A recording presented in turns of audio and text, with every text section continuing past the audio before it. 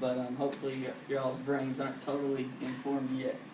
I would like to inform you about the severity and the seriousness of concussions in football, and a few statistics on other sports as well. There's a 3-pound mass present in each and every one of our bodies that is more important than any other part. This 3-pound mass is our brain. Living a normal life with the slightest brain injury or disease is practically impossible. The brain is the center of the nervous system, and without it, our bodies might as well just be used as crash test dummies. With the brain being such an important part of the body, I've wondered actually why it's taken so long for trauma and concussions in football to be taken seriously. Fortunately, with the advances that have been made and the strides that have been taken to help players understand and recover from concussions, it's now evident that it's a much bigger concern. There's pretty much 3 things that I'd like to inform you about, and that is how relatively known of what a concussion is now compared to what it was just 5 years ago, its significance and continual occurrence in football, and how it's being prevented, as well as taking proper precautions during recovery. Okay, so I'd like to start out with what a concussion actually is. A concussion is simply a jarring of the brain.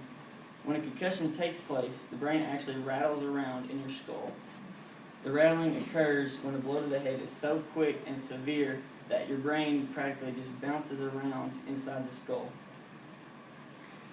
And it actually forces it somewhat out of its original place, so it knocks your brain out of place.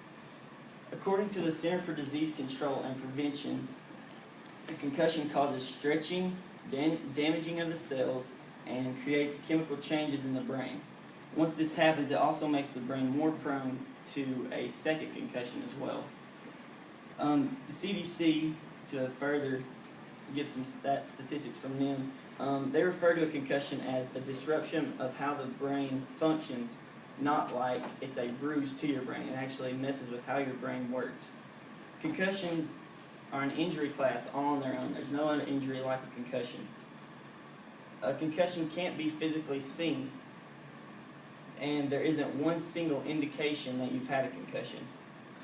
A concussion requires a lot of watching for different signs or symptoms.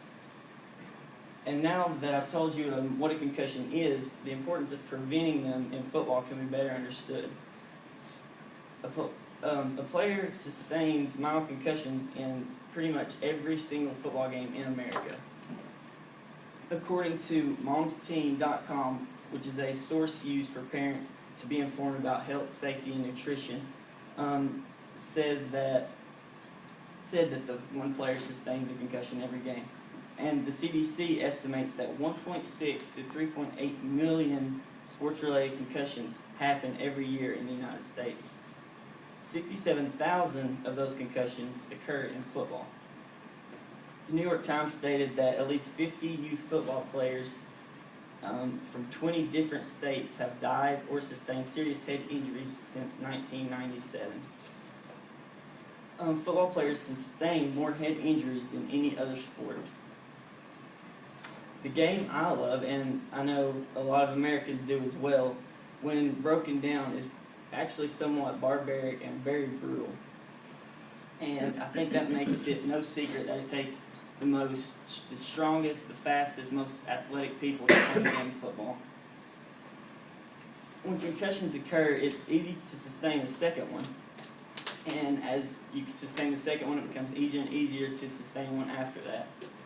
Once an athlete receives one, they're 3 to 6 times more likely to receive their second one as someone who hasn't received their first one yet.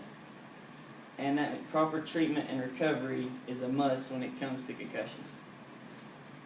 I'd like to give one example of a professional football player who struggled mightily through concussions, and it's Steve Young. He was a quarterback for the San Francisco 49ers and one of my favorite players. He had a 14-year career, but sadly only played 3 complete seasons throughout his whole career due to his multiple concussions that he sustained. In 1999, which was his last year in the NFL, Steve Young got sacked really hard on a play during Monday Night Football during Week 3 of the season. And that concussion was his second one already that year. And that concussion proved to knock him out for the rest of that season. And after that, he struggled with post-concussion syndrome. So he struggled so bad from that one that the 49ers would not even let him continue to play for them. They told him that he had to retire or that they would have to release him. And that post-concussion syndrome that he was suffering from, I'm sure was due to the estimated 7 concussions that Steve Young received throughout his career. So concussions are a major problem in football, but there are ways to prevent and lower the risks and proper precautions that can be taken. So these concussions are taken more seriously today, from peanut football all the way to the pros. And the NFL has placed guidelines through the Head, Neck, and Spine Committee that when a player has concussion, they must report to the sideline and be evaluated by a symptom checklist. And also, one big step taking is from Rydell, a big helmet producer in football, with their new 360 helmet.